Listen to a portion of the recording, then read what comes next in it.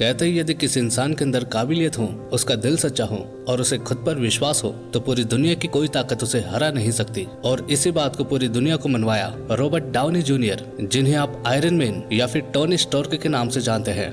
आज वो बहुत ज्यादा सफल है, लेकिन उनकी सफलता के पीछे कितनी सारी विफलताएं हैं उसके बारे में बहुत ही कम लोग जानते हैं। वो सिर्फ 6 साल के थे जब उन्होंने पहली बार ड्रग्स लिया, क्योंकि उनके पिता भी बहुत ज्यादा ड्रग्स लिया करते थे और वहीं से उनको धीरे धीरे करके आदत लगने लगी। 8 साल की उम्र आते आते वो पूरी तरीके से ड्रग एडिक्ट बन गए थे। रॉबर्ट का जीवन बहुत ही मुश्किलों से गुजरा, क्योंकि बचपन में ही उनके माता पिता का तलाक हो गया था। शुरू में तो वो अपने पिता के साथ रहे, लेकिन जब बहुत ज्यादा ड्रग एडिक्शन हो गया तो उसके बाद वो अपनी माँ के साथ रहने लगे। रॉबर्ट सिर्फ 5 साल के थे जब उन्होंने पहली बार अपने पिता की फिल्म में अदाकारी की थी और उसके बाद कई बार उन्होंने अपने पिता की फिल्म में रोल अदा किए। 1992 तक उन्होंने बहुत सारी अच्छी फिल्मों में काम किया और उसके लिए उन्होंने बहुत कड़ी मेहनत की। 1992 में उन्होंने चैंपलिन मूवी की, जिसके अंदर उन्होंने चार्लिन चैंपलिन का रोल अदा किया, जिसके लिए बाद में उन्हें अकादमी पुरस्कार के लिए नॉमिनेट भी किया गया। लेकिन 1993 से लेकर 2001 के बीच में उन्हें कई बार नशीले पदार्थों के चक्कर में गिरफ्तार किया गया और जब वो पहली बार जेल गए तो उन्हें कैदियों के द्वारा इतना ज्यादा पीटा गया कि वो बेहोश हो गए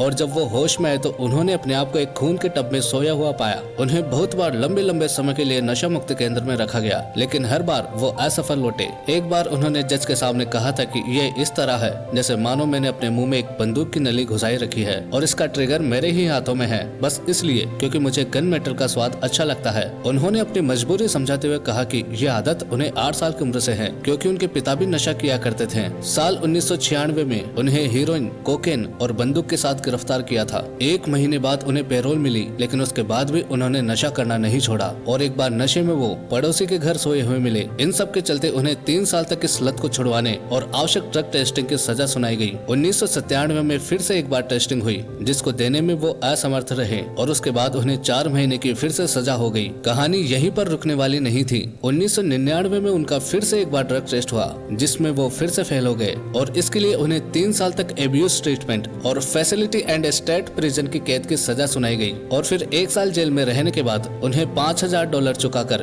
बेल पर रिहा किया गया। लेकिन इसके बाद भी कई बार गिरफ्तार होते रहे। इसी बीच उनका फिल्मी करियर भी चल रहा था। उनकी कई सारी मूवीज रिलीज हो गई थी और लोग उन्हें बहुत ज्यादा पसंद करते थे उनकी अदाकारी के लिए। 1992 में उनकी पहली शादी हुई थी डेबोरा से, लेकिन बार बार इन घटनाओं के चलते वो भी उनसे परेशान हो गई और 2004 में जब वो जेल से बाहर आए उसके बाद डेबोरा ने भी उन्हें तलाक के कागज भेज दिए और उनका तलाक हो गया। लेकिन फिर 2005 में उनकी जिंदगी में आई सुजैन, जिससे उन्हें पहली नजर में ही प्रेम हो गया। लेकिन उसके बाद सुजैन ने कहा कि यदि तुम मेरे साथ रहना चाहते हो तो एक शर्त होगी और वो शर्त ये होगी कि या तो तुम मेरे साथ रह सकते हो या फिर ड्रग्स ले सकते हो। और उसके बाद रॉबर्ट ने सिर्फ सुजैन को चुना और उसके बाद मानो उनकी जिंदगी की एक नई शुरुआत हुई। 5 वर्षों के नशीले पदार्थ के सेवन और गिरफ्तार और इलाज के बाद रॉबर्ट आखिरकार वापस पूर्णतः ठीक होकर अपने करियर में वापस मुड़े और उसके बाद उन्होंने 2004 से लेकर 2008 तक बहुत सारी फिल्मों में काम किया। लेकिन ऐसी कोई फिल्म नहीं थी जहां से उन्होंने बड़ा नाम कमाया हो। लेकिन उसके बाद 2008 में आई एक ऐसी मूवी